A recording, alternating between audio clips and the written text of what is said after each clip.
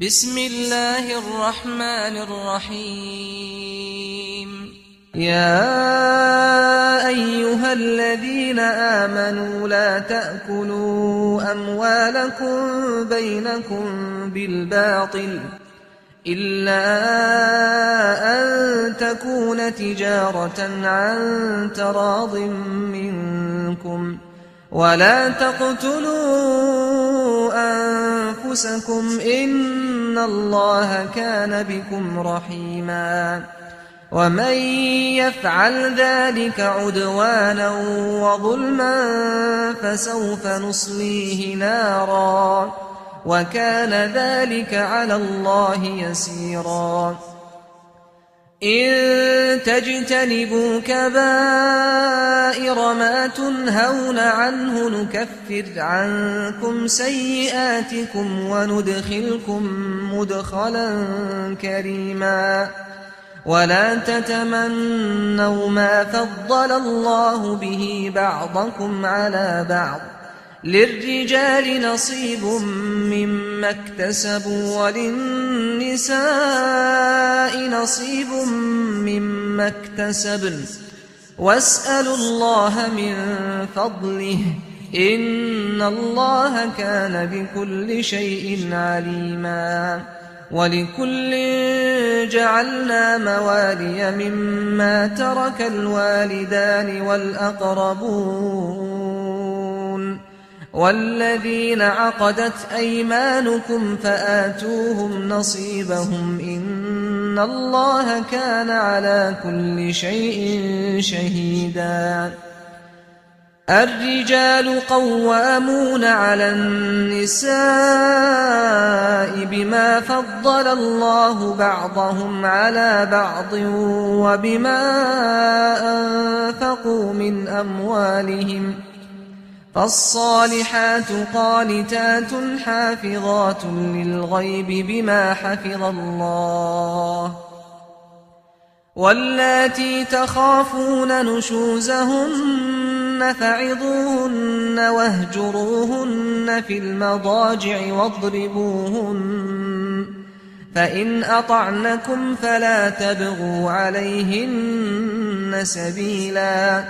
إن الله كان عليا كبيرا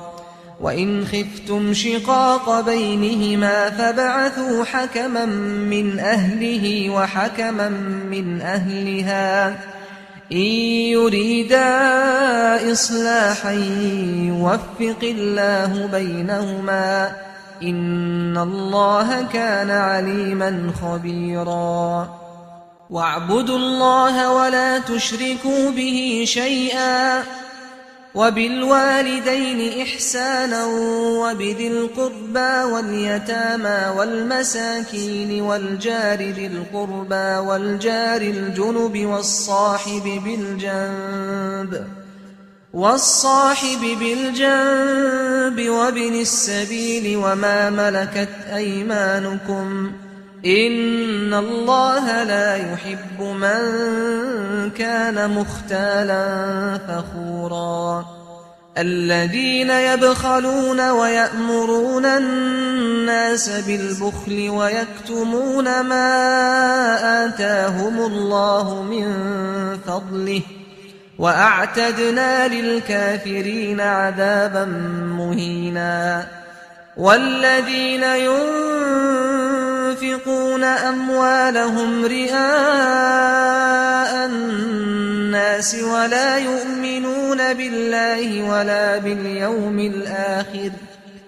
ومن يكن الشيطان له قرينا فساء قرينا وماذا عليهم لو آمنوا بالله واليوم الآخر وأنفقوا مما رزقهم الله وكان الله بهم عليما إن الله لا يظلم مثقال ذرة وإن تك حسنة يضاعفها ويؤت من لدنه أجرا عظيما فكيف إذا جئنا من كل أمة بشهيد وجئنا بك على هؤلاء شهيدا يومئذ يود الذين كفروا وعصوا الرسول لو تسوى بهم الأرض ولا يكتمون الله حديثا